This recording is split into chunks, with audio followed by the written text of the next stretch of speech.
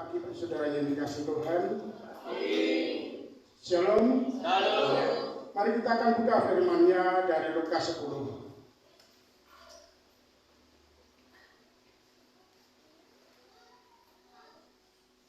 Lukas 10 ayat 38 sampai 40.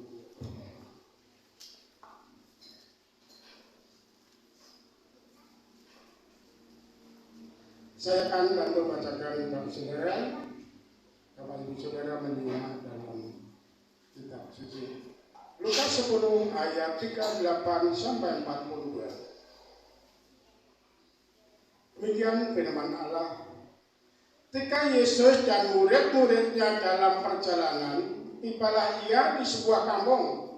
Seorang perempuan yang bernama Marta menerima dia di rumahnya. Perempuan itu mempunyai seorang saudara yang bernama Maria. Maria ini duduk dekat kaki Tuhan dan terus mendengarkan perkataannya. Sedang Marta sibuk sekali melayani.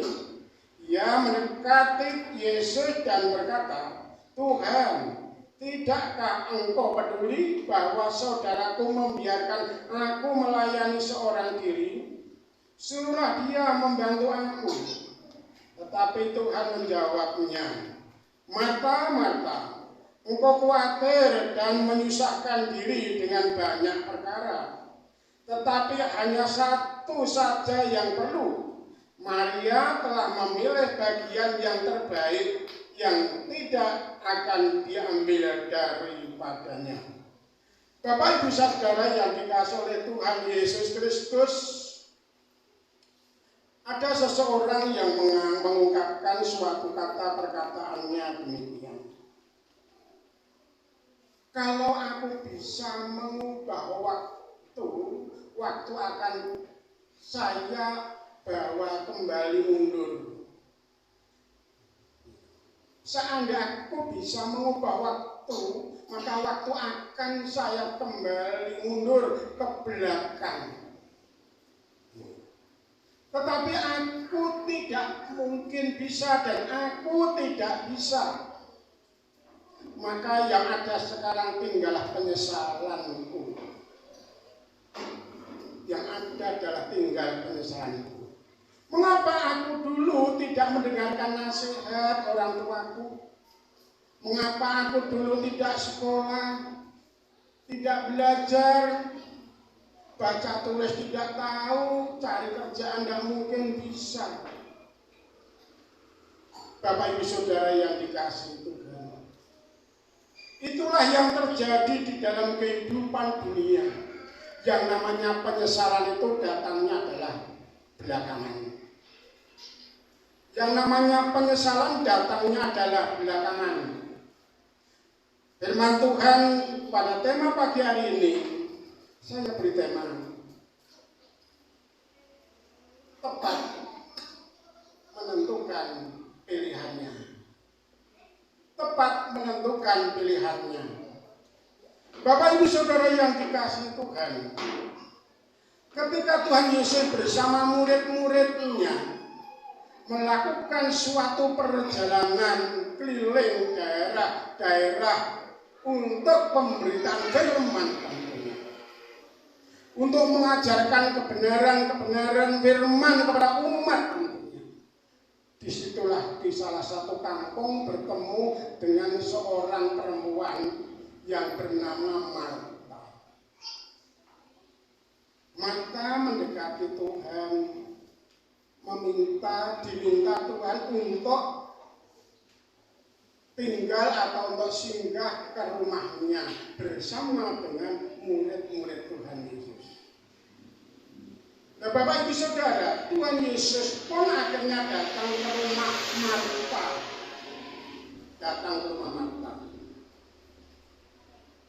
Biasanya kalau kita punya tamu membawa orang lain ke tempat kita, tidak mungkin memang kalau ke tempat kita kemudian kita diamkan saja di situ.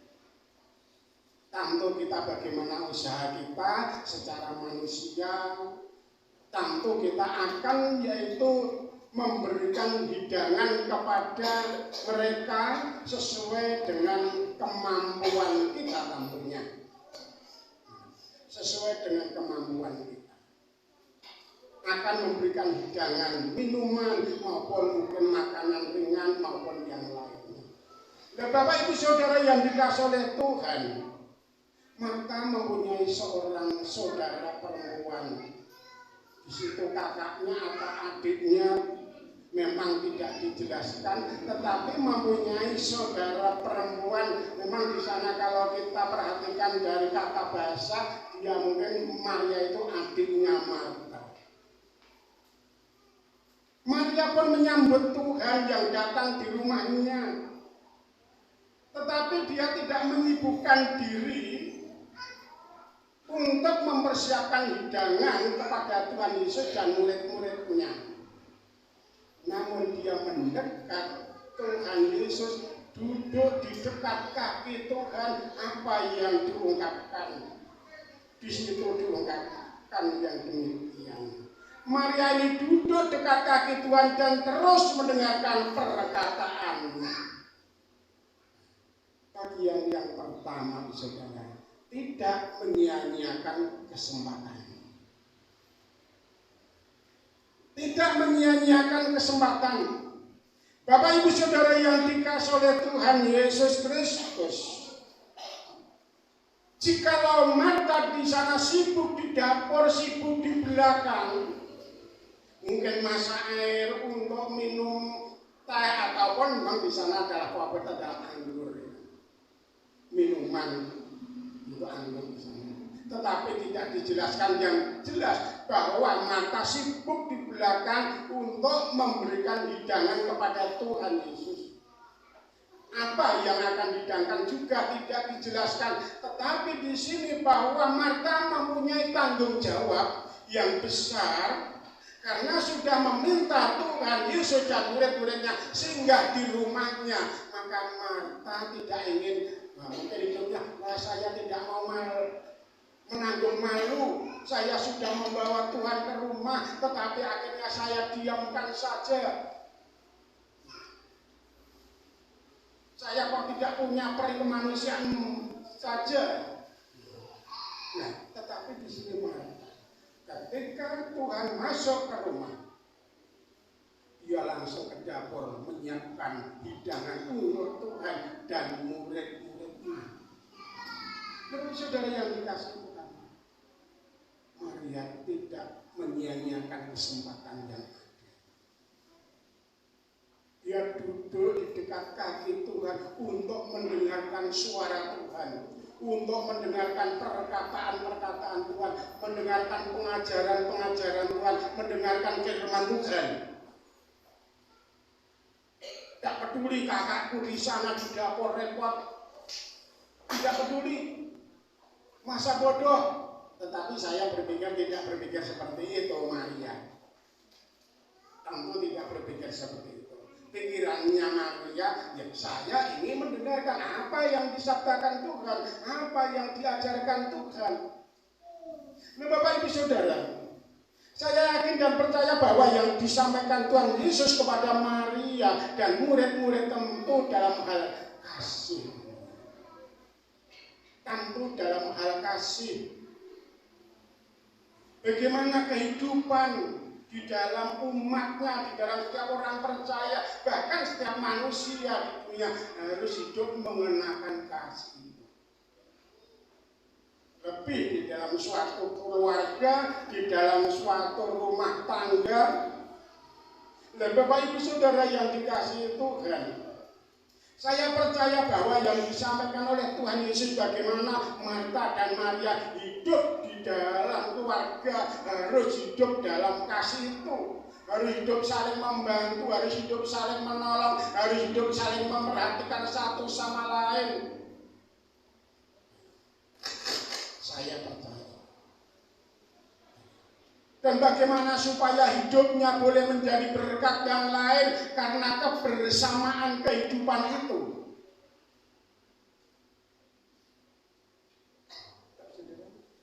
Namun di sini ketika Marta merasa capek, karena bekerja keras menyiapkan hidangan untuk Tuhan Yesus dan murid-muridnya. Apa yang dilakukan oleh Marta?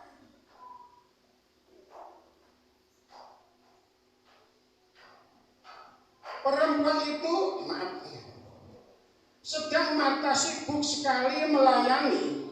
Ia mendekat Yesus dan berkata, "Tuhan, tidakkah Engkau peduli bahwa saudaraku membiarkan aku melayani seorang diri?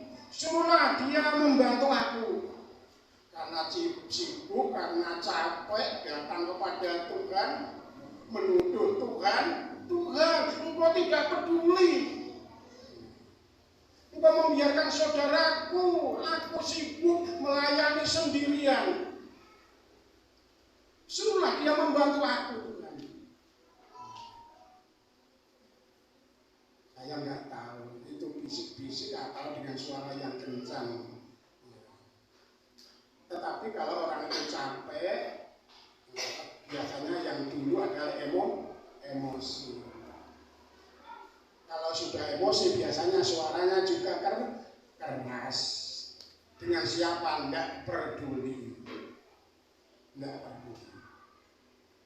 Kan terjadi seperti itu, saudara. Dan ini tidak ada yang terjadi antara Marta, Maria, dan Tuhan Yesus serta murid-murid yang ada waktu itu. Tetapi mungkin sampai pada masa sekarang pun terjadi seperti itu. Suatu contoh seandainya dalam satu keluarga ABC, ini kerja sibuk sendirian, bekerja keras, memeras keringat, membanting tulang. Kok lainnya kok duduk jikang ongkang-ongkang, santai-santai, nggak peduli. Mungkin terjadi seperti itu. Tetapi kalau terjadi seperti itu, bagaimana kapan? Apakah hidup dalam kebersamaan? Apakah hidup dalam kasih? Tidak. Hidup dalam keegoisan kamu. Kalau hidup di dalam kasih, tentu bagaimana kerjasama yang baik antara A dan B ini, antara kakak dan adik, antara orang tua dan anak, antara suami dan istri, orang yang ada dalam rumah tangga. Sehingga ada kebersamaan yang baik. Yo rampung, saiki yo leren bareng-bareng. Yo nonton TV bareng-bareng. Yo santai bareng-bareng. Karena sudah selesai. Karena dikerjakan bersama-sama. Kerjakan bersama-sama. Kalau dikerjakan sendirian mungkin 1 jam selesai, tetapi karena bersama-sama berdua mungkin ya setengah jam atau mungkin 1/4 jam selesai, karena dikerjakan bersama-sama. Sehingga tidak sampai memeras keringat, karena ada kebersamaan. Nah, saya percaya bahwa Tuhan Yesus menyampaikan itu juga kepada Maria, bagaimana hidup dalam kasih. Bagaimana hidup dalam kebersamaan, bagaimana hidup dalam kegotong royongan antara yang satu dengan yang lain. Bapak Ibu Saudara yang dikasihi oleh Tuhan Yesus Kristus, inilah yang terjadi. Mungkinkah Bapak Ibu Saudara di dalam kehidupan keluarga sok mengalami atau merasakan ketidakadilan seperti itu? Wah, kerja keras luar biasa, tetapi yang lainnya masa bodoh. Itu urusanmu. Mungkinkah terjadi seperti itu? Kalau sampai terjadi itu, harus membenahi diri. Membenahi diri bagaimana?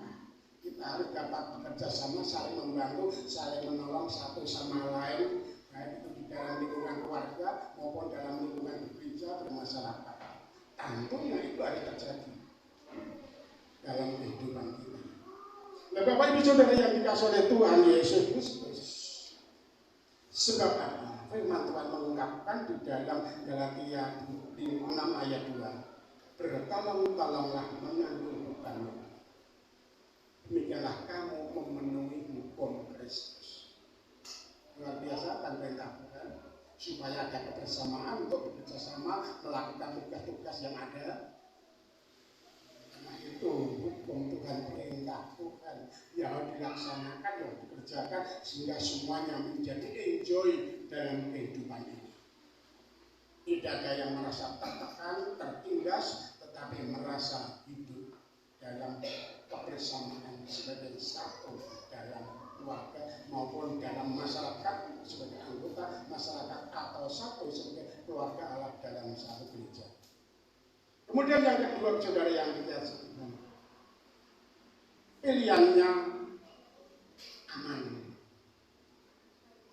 Pilihannya aman.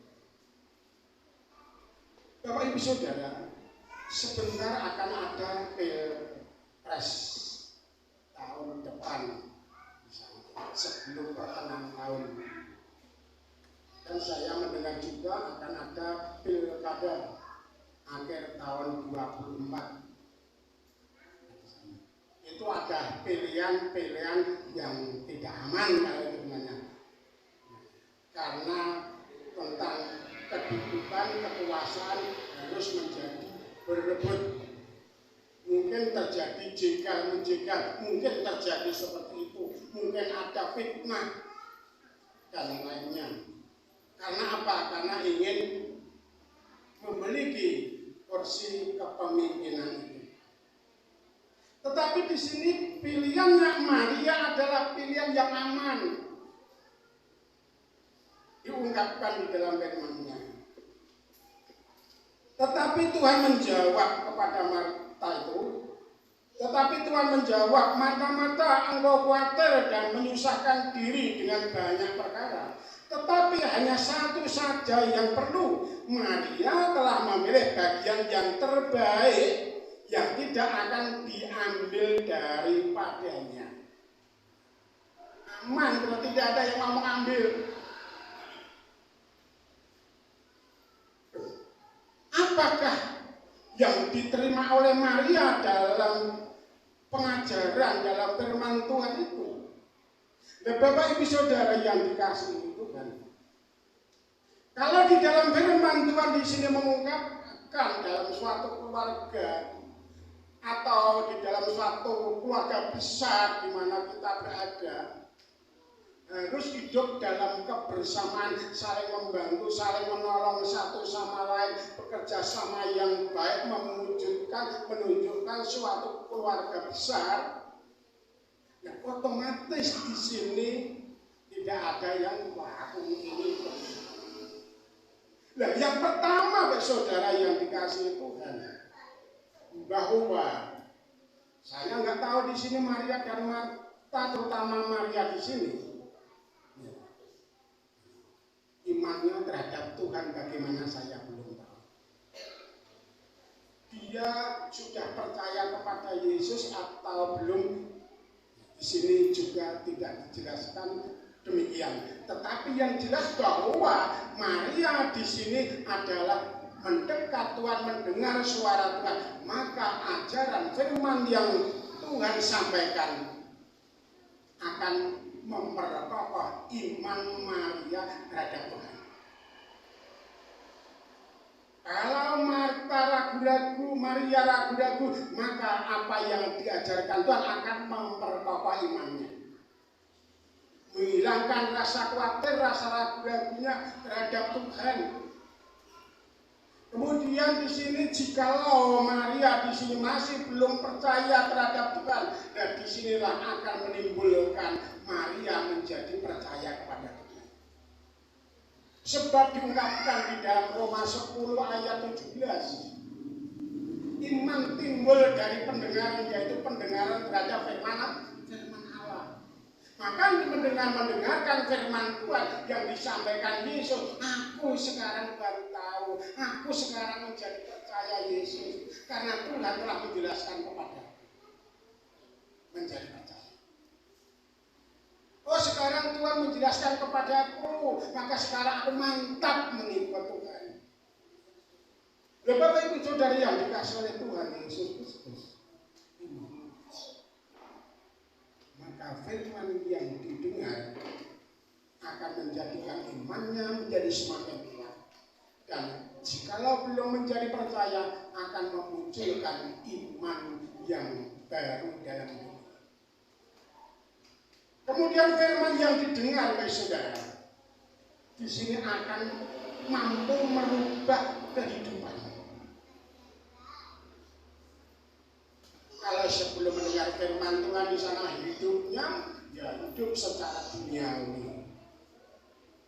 Ikuti arus dunia yang ada. Apa yang dunia lakukan, dilakukan. Entah itu seiring sejalan firman Tuhan atau enggak tahu karena tidak mendengarkan hukum Allah, perintah Allah. Tetapi dengan mendengarkan itu maka tahulah, oh ini ternyata tidak baik untuk kulakukan. Maka akhirnya berjalan-jalan yang baik. Maka disinilah merubah kehidupan dari yang tidak baik menjadi baik. Kalau dulunya tidak punya kasih, sekarang mendengar firman Tuhan harus mengasihi dengan tulus. Kalau tidak mau maka dosamu tidak terampuni. Tuhan saja tidak seperti itu. Kok yang namanya ciptaannya manusia dosamu tidak terampuni. Tidak mau memaafkan. Akhirnya tahu, oh mau memaafkan dengan tulus. Salam-salaman, duduk jejer, dan lain sebagainya, saling menyapa, saling menegur. Merubah kehidupan sehari-hari. Bagaimana harus hidup sopan santun, bagaimana harus hidup andal asor, harus hidup merendahkan diri di hadapan orang lain. Ada pejabat-pejabat pemerintah yang terseret dalam hukum korupsi karena apa? Karena anak atau istrinya pamer harta pun menyeret dia kena hukum. Karena apa? Sombong, coba menyombongkan karena harta bendanya. Ya Bapak Saudara, tetapi dengan firman Tuhan mengajarkan untuk umat Tuhan memiliki sifat rendah hati. Tanpa Tuhan tidak bisa berbuat apa. Semua oleh karya-karyanya. Karena karyanya. Bapak Saudara yang dikasih Tuhan, maka disinilah Maria memilih yang terbaik itu, yang aman. Namun Bapak Ibu Saudara yang dikasih Tuhan, tidak bisa orang lain mengambil, tetapi bisa mencontoh, meneladani apa yang dilakukan oleh orang yang sudah diubah hidupnya oleh firman Tuhan itu. Tidak bisa mengambil, tetapi bisa mencontoh, meneladani. Wah dulu itu emosinya, sekarang setelah menjadi orang Kristen kok luar biasa. Sabarnya luar biasa. Begitu mengasihi, begitu mau menolong ya orang lain. Dalam peduli terhadap orang lain karena apa? Karena yang telah didengar. Jadi di sini bisa mencontoh, meneladani. Tidak mengambil dari orang itu, tetapi mencontoh, meneladani apa yang diperbuat oleh anak-anak Tuhan, oleh orang yang percaya. Bapak Ibu Saudara yang dikasih oleh Tuhan Yesus Kristus, inilah tentang kehidupan anak-anak Tuhan, umat Tuhan. Bagaimanakah kita? Kita adalah anak-anak Tuhan. Jika Tuhan Yesus bisa mengungkapkan Maria telah mengambil yang terbaik dan yang aman, dia bicara sama Marta. Apakah yang dilakukan Marta tidak baik? Baik, benar, baik juga. Tetapi ada keseimbangan dalam kehidupan. Kalau melakukan sesuatu pekerjaan, dilakukan dengan tulus hati. Pikirkan tentang kehidupan baik secara lahir maupun secara batin, jasmani maupun rohani, sehingga ada keseimbangan yang baik. Tuhan bersabda, manusia hidup bukan hanya dari roti saja, tetapi dari setiap firman yang keluar dari mulut Allah. Berarti bekerja memikirkan tentang kehidupan jasmani itu juga baik. Tetapi itu untuk kehidupan jasmani yang bersifat sementara. Namun manusia bukan hanya memikirkan kehidupan yang jasmani, tetapi yang rohani juga harus dipikirkan. Bagaimana melalui firman Tuhan. sehingga ada keseimbangan. Dan firman Tuhan untuk keperluan rohani adalah sifatnya kekal. Dari saat orang itu menjadi percaya Tuhan sampai selama-lamanya dalam kehidupan yang kekal. Maka dari itu Bapak Saudara yang dikasihi Tuhan, marilah dalam hidup ini pakailah setiap kesempatan kita yang Tuhan berikan kepada kita dengan firman Tuhan. Kita terima pengajaran Tuhan, kita buka pintu hati kita jika Tuhan menegur kita. Kita terima dengan suka hati kita, dengan senang dan dengan tulus untuk dihayati. Tuhan mengendaki setiap anak-anak Tuhan itu menjadi berkat yang lain, baik di dalam kehidupan secara berkeluarga, secara bergereja dan bermasyarakat. Hiduplah dalam kebersamaan itu, sehingga nama Tuhan dimuliakan melalui kehidupan kita. Amin, saudara. Mari kita akan berdoa. Bapa kami bersyukur sebagian firman-Mu kiranya menolong kami, mengingatkan kami, menguatkan iman kami. Sebab kami percaya Roh Kudus tidak tinggal diam, namun Roh Kudus akan menolong kami, anak-anak-Mu ini, untuk hidup memuliakan nama-Mu, menyenangkan hati-Mu, untuk hidup menjadi berkat bagi yang lain.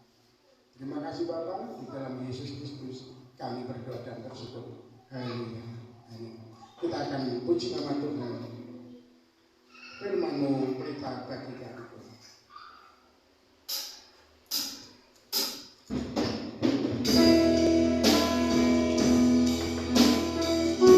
Silakan jemaat bangkit berdiri.